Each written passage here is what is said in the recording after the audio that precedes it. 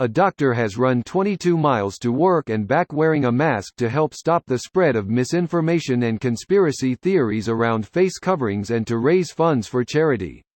He recorded that oxygen levels never fell below 98% of what it would usually be. Here's a summary of the article.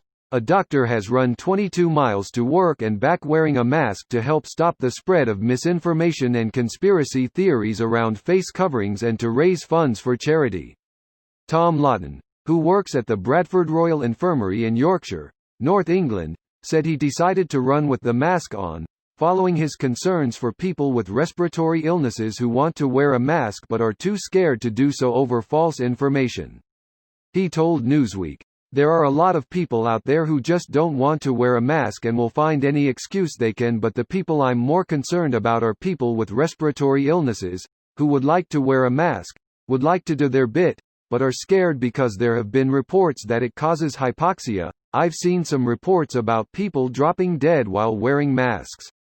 To make up for the fact that I'm fit and healthy, I thought if I'm running then I'm using 10 times the amount of oxygen as I would if I'm just sat here.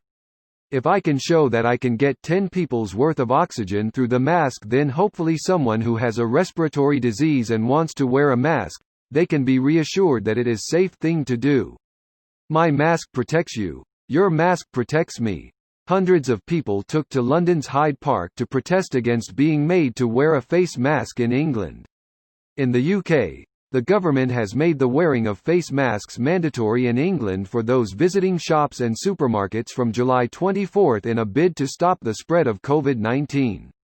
This post received a score of 80,000, with an upvote ratio of 90%. Here are the top comments in response to this article. I still find it funny that the people not worried about the coronavirus is worried their oxygen levels will fall. They're not actually worried. They're trying to find as many excuses as they can to just not wear the damn mask at edit. Oof, anti-maskers attacking me. Nice. Anti-maskers, there is no evidence that masks can filter out coronavirus.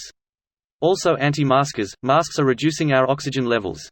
Masks both work too well and not well enough at the same time. Schrödinger's air.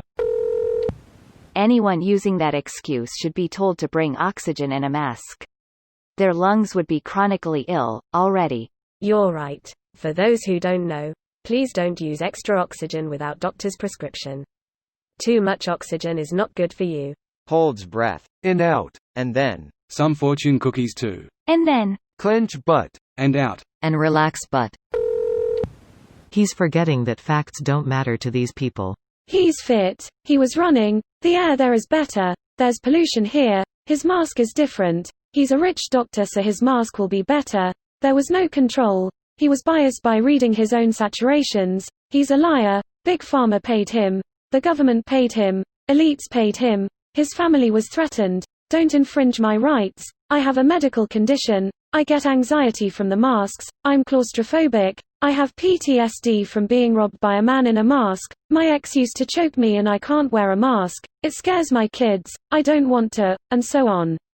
My granny used to softly shush me with her hand on my mouth, and ever since life has been a disaster. I just can't even at all anymore, ever.